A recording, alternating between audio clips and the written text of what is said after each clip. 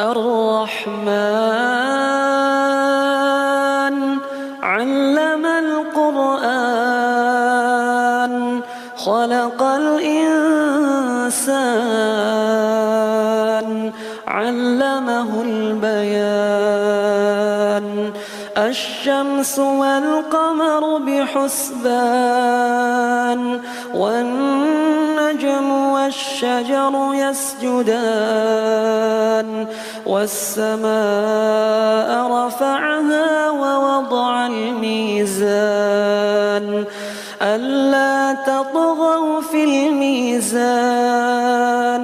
وأقيموا الوزن بالقسط ولا تخسروا الميزان